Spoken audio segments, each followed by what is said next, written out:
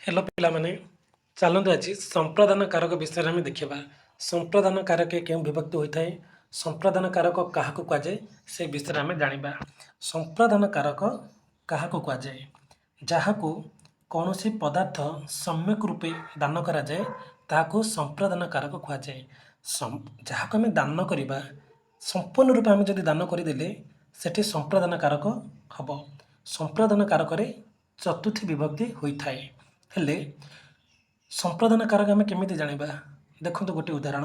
भोकिला भिकारी को खाइबा दियो भोकिला भिकारी को आम जिते खाइबा देवा आम ताको मागिबानी ताको आम परमानेंट से देदेबा सेठी आम संप्रदान कारक करवा आउ गोटे उदाहरण मुझे कहीदे राजा दरिद्र मानक अन्नदान कले राजा जिते बड़े दरिद्र मानक अन्नदान कले से परमानेंट दे देते दान कर देते सेठी राजा मागिबेनी सेठी आमर कौन हम सेठी आमर संप्रदान कारक हम संप्रदान कारक चतुर्थी विभक्ति एठी जिते राजा दरिद्र मानक दान करदे से दरिद्र से दानर संपूर्ण अधिकार हो गला तो से लगी संप्रदान कारक है संप्रदान कारक चतुर्थी विभक्ति किंतु गोटे गोटे क्षेत्र में संप्रदान कारक हो न थाए सेठी कर्म कारक द्वितीय विभक्ति होता है केमिति चलतु देखिबा दानर ग्रहिता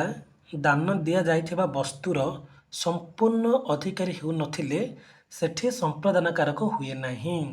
ताले क्यों कारक हुए सेठी कर्म कारक हुए देखंतु गोटे उदाहरण धोबा को लुगा दियो राम मो बहीटी मते दियो आमे जेतेबेले धोबा को लुगा देउचंती आमे कोन सबदिन पे दे देउचंती ना संपूर्ण देउचंती अल्प समय पे देउचंती कम समय पे देउचंती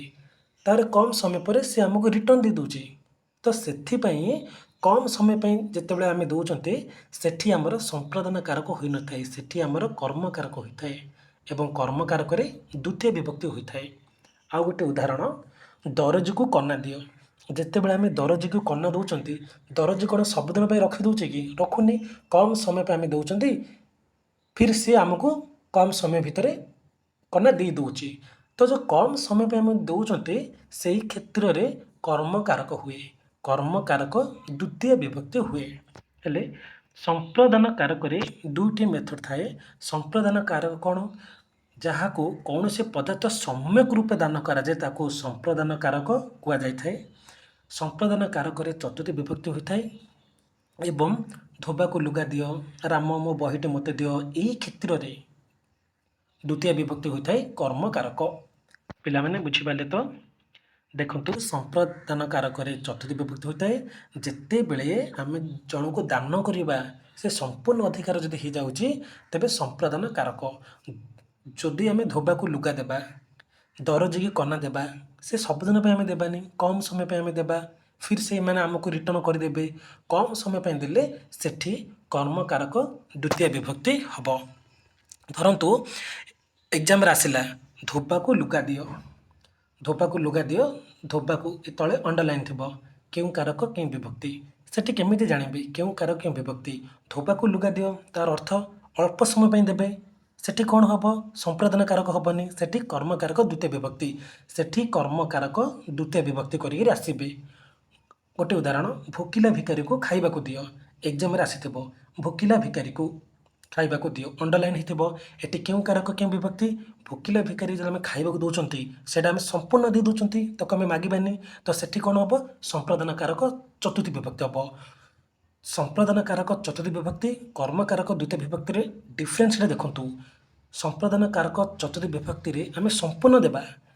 कर्म कारक द्वितीय विभक्ति अल्प समय पे देवा दुईटी उदाहरण देखु पूरा क्लीयर हो